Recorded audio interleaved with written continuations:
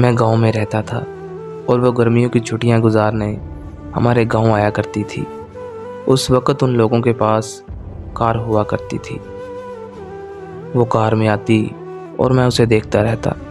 जिस घर में वो आया करती थी उसका कज़न मेरा दोस्त था।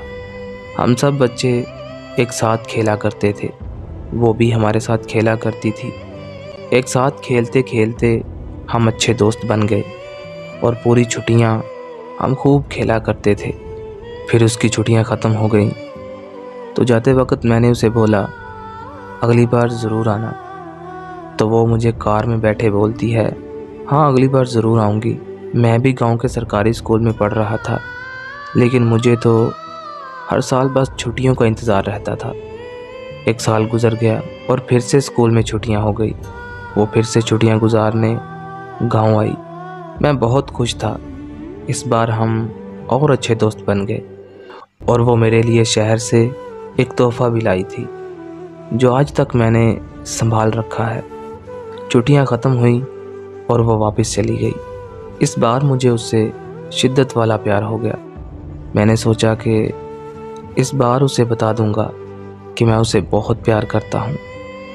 बहुत ज़्यादा इंतज़ार करने के बाद आखिरकार ये साल भी ख़त्म हो गया और वो फिर से गांव आई। इस बार वो बहुत प्यारी लग रही थी। मैं उससे मिला और मैंने उसे प्रपोज़ कर दिया। वो बहुत खुश हुई और खुशी के मारे मेरे गले लग गई। वो मेरी ज़िंदगी का सबसे यादगार लम्हा था जो मैं आज तक नहीं भूल सका। सारी छुट्टियां हमने एक साथ गुजारी और हमने बहुत सारी बातें की। इस बार छुट्टियां इतनी जल्दी गुजर गईं कि पता ही नहीं चला। वो वापस चली गई और मैं फिर से उसका इंतज़ार करने लगा। ये साल गुजारना मेरे लिए बहुत मुश्किल हो रहा था। मैं बस हर वक्त उसका इंतज़ार करता रहता था। मुझे उससे बेपनाह मोहब्बत हो गई। उसका इतना इंतज़ार करने के बाद आखिरकार ये साल भी गुजर गया। हर साल की तरह आज भी मैं उसकी गाड़ी का इंतज़ार कर रहा था। उसकी गाड़ी मुझे दूर से नज़र आई तो मैं बहुत खुश था कि मैं आपको बता नहीं सकता। पूरे एक साल के बाद मुझे उससे मिलना था, लेकिन जब वो घर आई और गाड़ी से उतरी तो उसने मेरी तरफ देखा ही नहीं और अंदर चली गई। मुझे बहुत अजीब लगा। इस दफ़ा वो 2 दिन में ही वापस चली गई।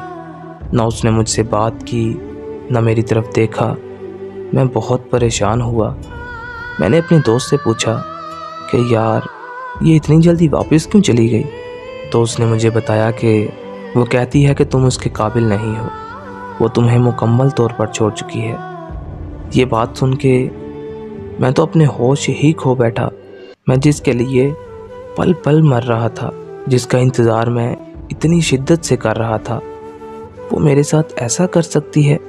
मेरे पास उससे रब्ता करने का कोई ज़रिया नहीं था। मैंने अपने दोस्त को बोला कि चलो शहर उसके घर चलते हैं।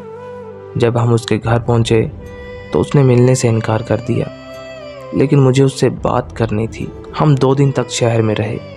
एक दिन वो काम के सिलसिले में घर से बाहर आई तो वहाँ मेरी उससे बात हुई। मैंने हर एक बात उससे बताई, लेकिन वो एक ही बात कह रही थी कि मुझे भूल जाओ। लेकिन मैं उसे कैसे भूल सकता था? उसके बाद हम गांव वापस आ गए। मैंने किसी तरह उसका नंबर ढूंढ लिया। मैंने उसे मैसेज किया तो उसने मुझे कहा कि मुझे आपसे कोई बात नहीं करनी और मुझे ब्लॉक कर दिया।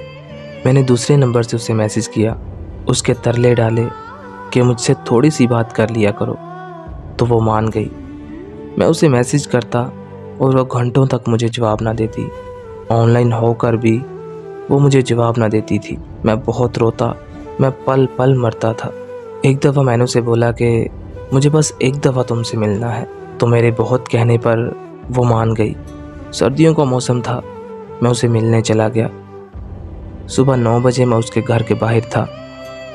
मैंने उसे मैसेज किया, लेकिन उसने कोई जवाब नहीं दिया। सारा दिन मैं उसका इंतज़ार करता रहा।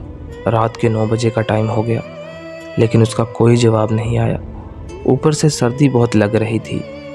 रात के 11 बजे वो मुझे मिलने आई और आते ही उसने मुझे बोला कि मैं तुमको कभी नहीं मिल सकती, मुझे भूल जाओ। मैं उसके सामने रोने लगा। पर उसे कोई परवाह ना थी। मैं गरीब था और वो अमीर थी।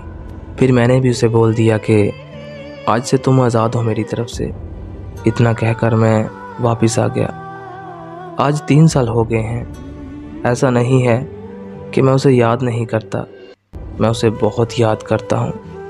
बस मेरी गरीबी की वजह से मैं उसे हासिल नहीं कर पाया।